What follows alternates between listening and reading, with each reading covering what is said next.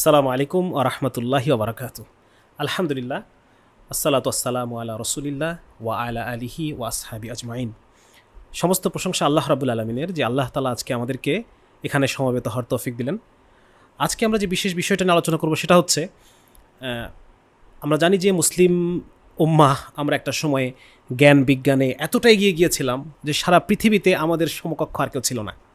এবং এটা আমরা প্রায়ই শুনে থাকি, বিভিন্ন ওয়াজ মাহফিল বলেন বা বিভিন্ন বক্তাদের মুখে বিভিন্ন জায়গায় আমরা শুনে থাকি যে আজকে যে পশ্চিমা দুনিয়া জ্ঞানে বিজ্ঞানে এতটা উন্নত হয়ে গিয়েছে, এটা তারা মুসলিম বিশ্ব থেকে তারা এই জ্ঞান বিজ্ঞানগুলোকে তারা নিয়েছে। এরকম অনেক কথা আমরা অনেক জায়গায় র্যান্ডমলি শুনে থাকি। এর বাস্তবতা কতটুকু সেটা আজকে আমরা জানার চেষ্টা করবো ইনশাআল্লাহ। হ্যাঁ, মূলত আমাদের মেইন যে ফোকাসটা থাকবে সেটা হচ্ছে যে আন্দালুসে আমরা জানি যে অষ্টম নবম শতকে যে একটা এক বিপুল এক সভ্যতা তৈরি হয়েছিল আন্দালুসে, তারপর এই পাশে বাগদাদ কেন্দ্রিক একটা সভ্যতা তৈরি, আমাদের ইসলামী সভ্যতা ছিল।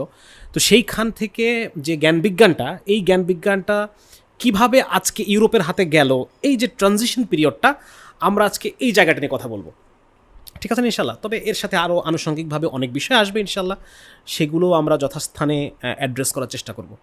তাহলে শুরু করা যাক। সবার প্রথমে যে জিনিসটা মাথায় রাখতে হবে সেটা হচ্ছে যে ইসলামের স্বর্ণযুগটা কি। আমরা প্রায়ই কথাটা শুনে থাকি যে ইসলামের স্বর্ণযুগ। তো ইসলামের স্বর্ণযুগ মানে কি এবং এই সময়টা আসলে কোন সময়? তো আধুনিক যারা গবেষক, পশ্চিমা গবেষকরা বলি বা আমাদের যারা আজকে আধুনিক মনা যে গবেষকরা আছেন, তারাও প্রায়ই এরকম বলে থাকেন যে এই যে অষ্টদশ শতক, সপ্তদশ না,